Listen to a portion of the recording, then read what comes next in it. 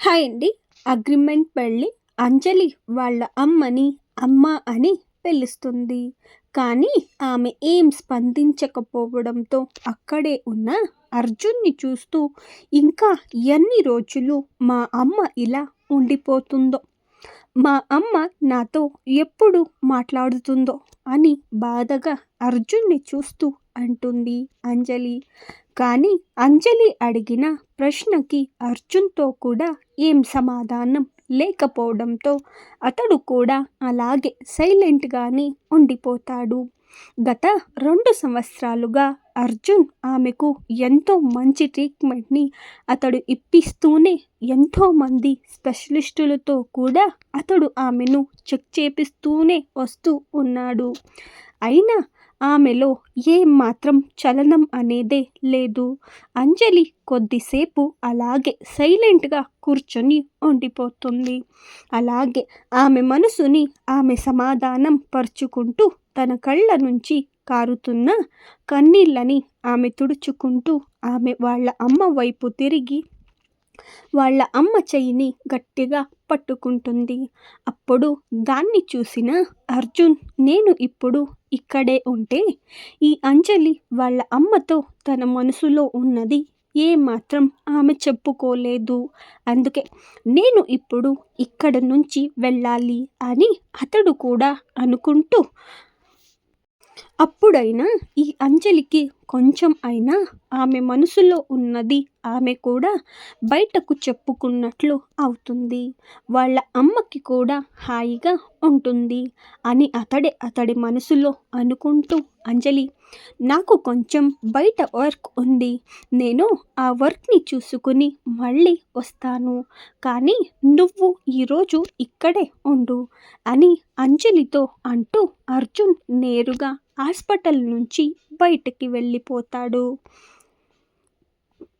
అర్జున్ అలా బయటకి వెళ్ళిపోవడంతో అంజలి వాళ్ళ అమ్మ చెయ్యి పట్టుకుంటూ వాళ్ళ అమ్మతో ఆమె నాన్ స్టాప్గా ఏదో ఒకటి మాట్లాడుతూనే ఉంటుంది. తన మనసులో ఉన్నది ఇంకా వాళ్ళ అమ్మతో ఆమె పంచుకోవాలి అని అనుకున్నది కూడా అంజలి వాళ్ళ అమ్మతో చెబుతూనే ఉంటుంది. అంజలి వాళ్ళ అమ్మ ఏం మాట్లాడకపోయినా అంజలి మాటలు వాళ్ళ అమ్మ వింటుంది అని అంజలి నమ్మకం. అంజలిది. అర్జున్ వాళ్ళని అడిగిన ఆ ప్రాపర్టీకే పాటిల్ గారిని జానకి గారు కూడా అక్కడికే రమ్మంటారు. అలాగే ఆమె కూడా ఆ ప్రాపర్టీలోకే వెళ్ళి ఆమె కూడా పాటిల్ గారి కోసం వెయిట్ చేస్తూ ఉంటారు. కొద్ది సమయం అయిన తరువాత పాటిల్ గారు అక్కడికి చేరుకుంటారు. అతడిని చూడగానే జానకి గారు అతడితో ఆమె మాటలని షురూ చేస్తూ, అన్నయ్య, ఏంటి ఇది ఇలా అయ్యింది? మన ప్లాన్ మనకే రివర్స్ అయ్యేలా ఉంది. ఈ ప్రాపర్టీ ఏమైనా మన ఇద్దరి పేరు మీద ఉంది అని ఆ అర్జున్కి ఏమైనా తెలిసిపోయిందా? లేక మనం ఆ దేవిని, అర్జున్ వాళ్ళ అమ్మని మోసం చేసి ఈ ప్రాపర్టీని మనం మన పేరు మీద చేసుకున్నాం అని ఏమైనా వాడికి తెలిసిపోయిందా అని జానకి గారు అనగానే పాటిల్ గారు కాదు అని అతడి తలని అడ్డంగా ఊపుతూ, నాకు కూడా అసలు ఏమీ అర్థం అవ్వడం లేదు జానకి, వాడు ఇలా ఈ ప్రాపర్టీని డిమాండ్ చేస్తాడు అని నాకు ఏమాత్రం ఫస్టే తెలిసినా నేను అసలు ఈ పెళ్లి ప్రస్తావననే ఏమాత్రం ముందుకు తీసుకొచ్చేవాడిని కాదు. వాడు ఏమైనా ఆ ప్రాపర్టీని వాడి పేరు మీద ఏమైనా చేపించుకోవాలి అని ఉంటే అలాగైనా సరే మనం చేసిన ప్లాన్ ప్రకారం ఎలాగో ముందుకు అది కూడా మనకే దక్కుతుంది అని మనం ఎలాగో అలా సర్దుకునే వాళ్ళం. కానీ ఇన్ని వేల కోట్ల విలువ చేసే ఆ ప్రాపర్టీని మనం వాళ్ళ తాతయ్య ఇంకా నానమ్మల పేరు మీద ఎలా రాయాలి అంట. అలాగే ఆ తరువాత వాళ్ళు ఆ ప్రాపర్టీని ట్రస్ట్కి రాస్తారంట. అలా ఏమైనా జరిగితే చివరికి మనం రోడ్లింటి అడుక్కు తింటూ వెళ్ళాలి. అప్పుడు కొద్దిసేపు పాటిల్ గారి మాటలని విన్న జానకి గారు ఏదో ఆలోచిస్తూ, అలాగే జానకి గారికి ఒక ఐడియా రావడంతో తన పక్కనే ఉన్న అన్నయ్యతో, అన్నయ్య నువ్వు త్వరగా ఆ ప్రాపర్టీని మొత్తం అర్జున్ వాళ్ళ తాతయ్య ఇంకా నానమ్మల పేరు మీద రిజిస్టర్ అయ్యేలా ఒక డాక్యుమెంట్ని నువ్వు రెడీ చేపించు. మనం ఆ ప్రాపర్టీ మొత్తాన్ని వాళ్ళ పేరు మీదకి చేసేద్దాం అని అంటూ, అలాగే ఆమె ప్లాన్ని మొత్తం పాటిల్ గారితో వివరించి చెబుతూ, అలాగే ఒక వికృతమైన నవ్వుని నవ్వుతూ ఉండిపోతారు. అప్పుడు జానకి గారి ప్లాన్ విన్న పాటిల్ గారు ఆయన మనసులోనే, నువ్వు సామాన్యమైన దానివి ఏమాత్రం కాదు. అసలు నీ తలలో ఏమైనా ఇన్ని ప్లాన్లు ఎలా వస్తూ ఉంటాయి? ఇంకా నీ తలలో ఇలాంటి పాడు ప్లాన్లు ఎన్ని ఉన్నాయో ఏమిటో. ఇలా ఎందుకైనా మంచిది నేను కూడా నీతో కాస్త జాగ్రత్తగా ఉండాలి. అయినా ఏం పర్వాలేదులే. ఇప్పుడు నాకు టెన్షన్కి నువ్వు నాకు ఒక సమాధానాన్ని ఇచ్చావు. అలాగే జానకి గారితో నువ్వు బాగానే ప్లాన్ చేశావు అని అంటారు. అలాగే జానకి, నువ్వు చెప్పినట్లే మనం చేద్దాం. ఆ ప్రాపర్టీని అర్జున్ అలా అడుగుతున్నాడు.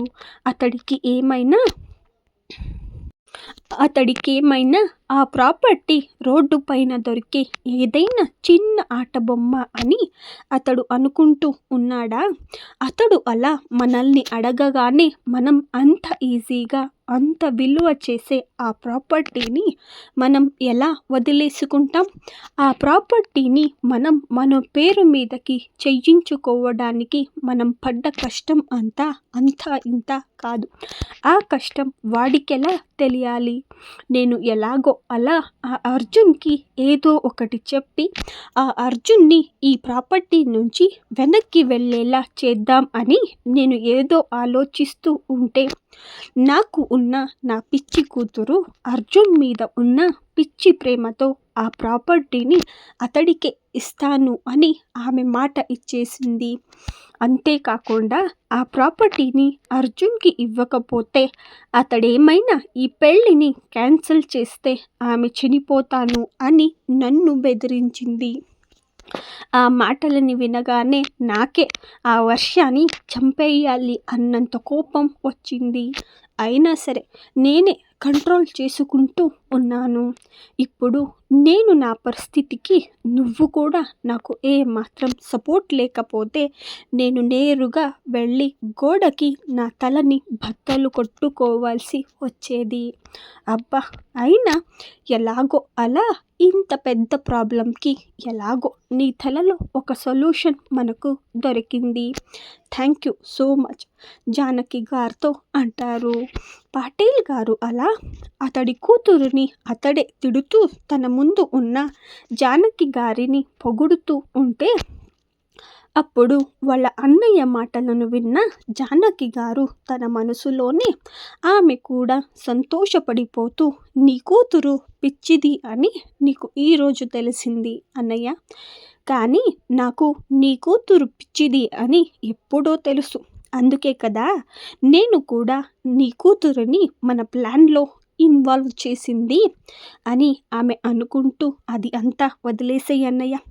అయినా ఆ ప్రాపర్టీ గురించి ఆ అర్జున్కి అసలు ఎలా తెలిసిందో మనం అయినంత త్వరగా కనుక్కోవాలి. అప్పుడు అతనికి దీని వెనకాల ఉన్న అతడి ఉద్దేశం అయినా మనకు పూర్తిగా తెలుస్తుంది అని జానకి గారు అంటారు. అలాగే అతడు నిన్ను మాత్రమే ఈ ప్రాపర్టీ గురించి అడిగాడు అని అంటే, అతడికి మన ఇద్దరి పేరు మీద ఈ ప్రాపర్టీ ఉంది అన్న విషయం అతడికి ఇంకా తెలియకపోవచ్చు. అందుకే అతడు నిన్ను మాత్రమే ఈ ప్రాపర్టీ గురించి అతడు అడిగాడు అని జానకి గారు అనడంతో పాటిల్ గారికి కూడా అప్పుడు అదే కరెక్ట్ అని అతడికి కూడా అనిపిస్తుంది.